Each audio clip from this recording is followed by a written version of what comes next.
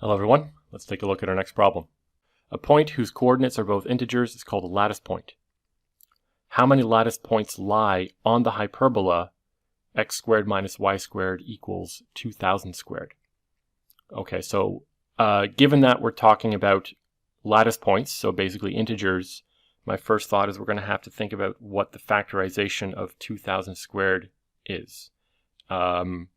I also noticed that the thing on the left-hand side, x squared minus y squared, is a difference of squares. So we're really just going to be writing out all the possible ways of factoring 2000 squared and counting up how many ways we can do this.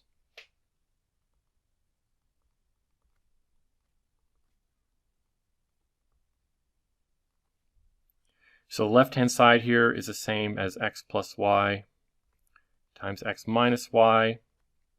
The right-hand side is equal to 2 times 10 cubed squared, which is 2 to the 4 times 5 to the 3 squared, which is 2 to the 8 times 5 to the 6.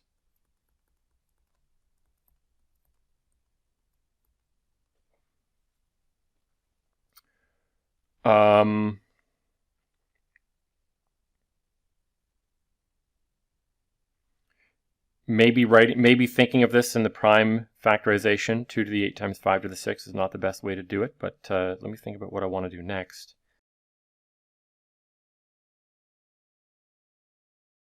So if I set this up, if I write this as,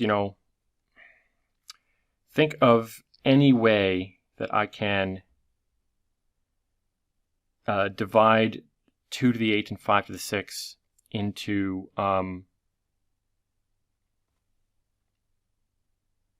think of basically any factorization of 2000 squared. That's going to mean I have some number of factors of 2 in the first number, some number of factors of 5. Like if I think of this as 2 to the 8 times 5 to the 6, I'm just going to choose a specific example to illustrate what I'm thinking here. Let's think of this as 2 squared times 5 cubed times 2 to the 6 times 5 cubed. So think of these as two distinct factors. I can always set up a system of equations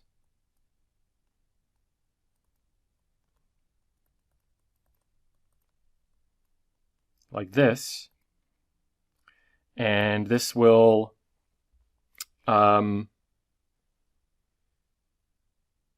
always have a unique solution for x and y. It's just a question of whether x and y will both be integers. What I'm going to do then, I'm going to do this for more general values on the right-hand side and see if we can come to a conclusion. So 2 to the 8 times 5 to the 6, this is equal to 2 to the n, 5 to the m, times 2 to the 8 minus n times 5 to the 6 minus m. Okay, so for general values of n and m, I have a solution for x. This will give me a solution for y. But of course, if I want this to be an integer, I need n to be greater than or equal to 1, but also less than or equal to 7.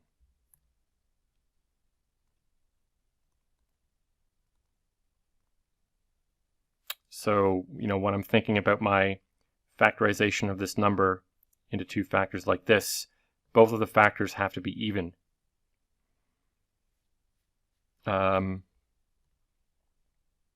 I suppose regardless of, then, that'll also guarantee that y will be an integer, just because we can just use this equation to solve for y. So I'm basically trying to count how many factorizations there are of the number 2000 squared, where at least one factor is even.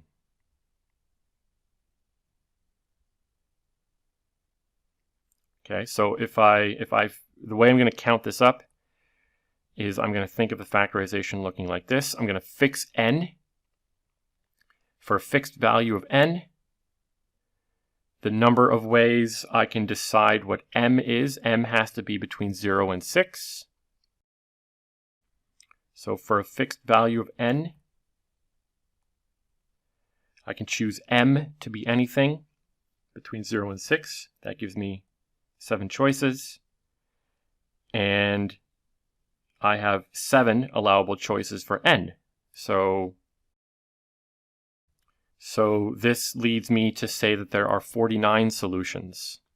There's 49 ways that I can factor the right-hand side of the original equation such that my system of equations here has integer solutions.